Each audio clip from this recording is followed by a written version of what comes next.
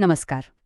आज आपण एका अशा कथेचा वेध घेणार आहोत जी ऐकून तुम्ही नक्कीच अंतर्मुख व्हाल. ही कथा कुणा मोठ्या तज्ज्ञाने किंवा अर्थशास्त्रज्ञाने नाही, तर चक्क एका कांद्याने सांगितलीये. होय, अगदी बरोबर ऐकलत. एका कांद्याच्या नजरेतून आपण शेतकऱ्याची मूक व्यथा आणि आपल्या अर्थव्यवस्थेचे क्रूर वास्तव आजच्या या विश्लेषणात उलगडून बघणार आहोत. चला तर मग थेट सुरू करूया. आता हेच बघा ना, हा कांदा स्वतःबद्दल काय सांगतोय?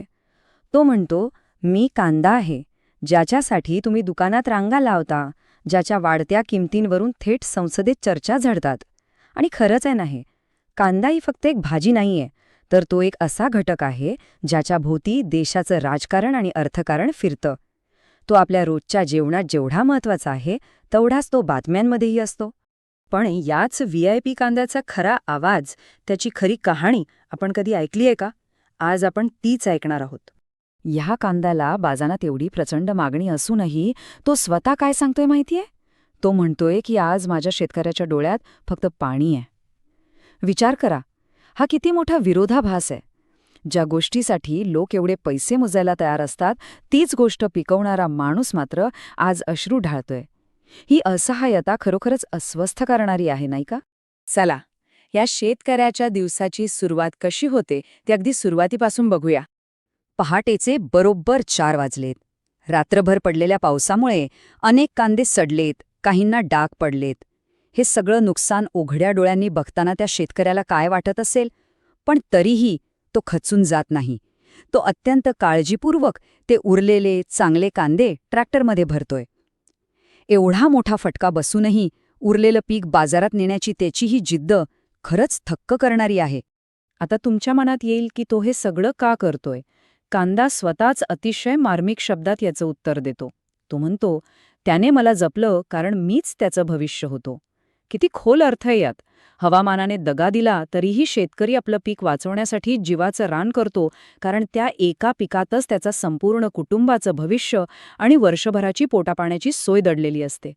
पण जेव्हा ही आशेची पहाट बाजारात पोहोचते, तेव्हा तिथल्या वास्तवाची धडक किती भयंकर असते ते आता आपण पाहूया.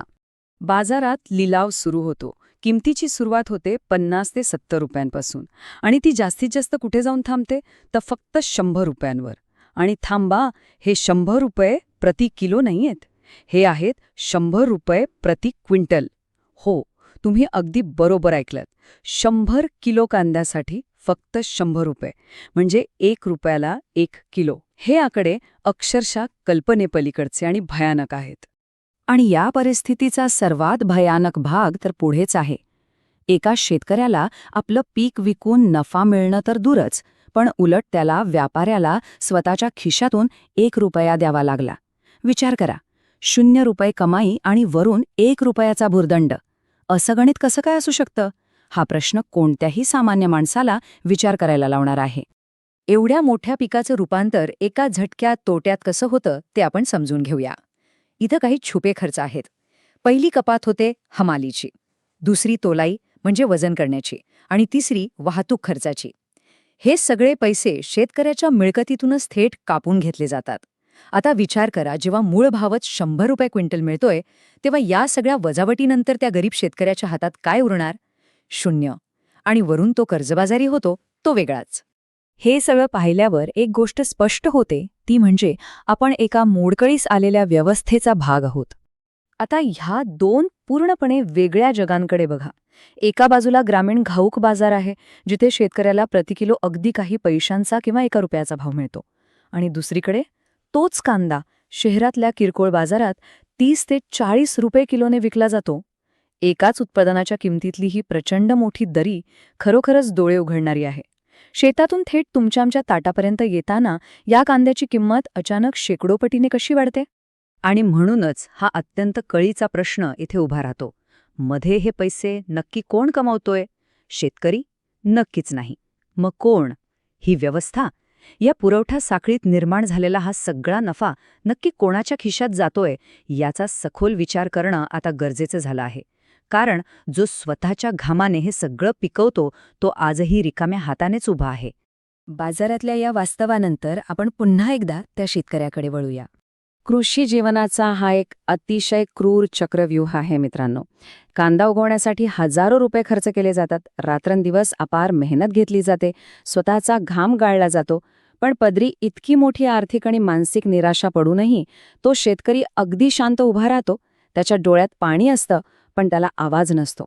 आणि या सगळ्यातली सर्वात थक्क करणारी गोष्ट कोणती माहितीये? एवढं सगळं गमावूनही तो पुन्हा एकदा त्याच मातीत आशेचं बी पेरण्यासाठी सज्ज होतो. हाच त्याचा मोठेपणा आहे. शेवटी या कांद्याचा हा विचार आपल्याला खरोखरच अंतर्मुख करून जातो. तो म्हणतो, लोक म्हणतात मी त्यांच्या डोळ्यात पाणी आणतो, पण खरं पाणी आज माझ्या शेतकऱ्याच्या डोळ्यात आहे. आपल्या ताटात अगदी सहजपणे येणाऱ्या या अन्नापाठीमागे केवढी मोठी मानवी किंमत मोजली जाते नाही. म्हणून आज एक प्रश्न विचारून हे विश्लेषण मी थांबवतो. पुढच्या वेळी जेव्हा तुम्ही कांदा कापाल, तेव्हा तुमच्या डोळ्यात येणारं ते पाणी फक्त कांद्याचं असेल की हा मोडकळीस आलेल्या व्यवस्थेचं?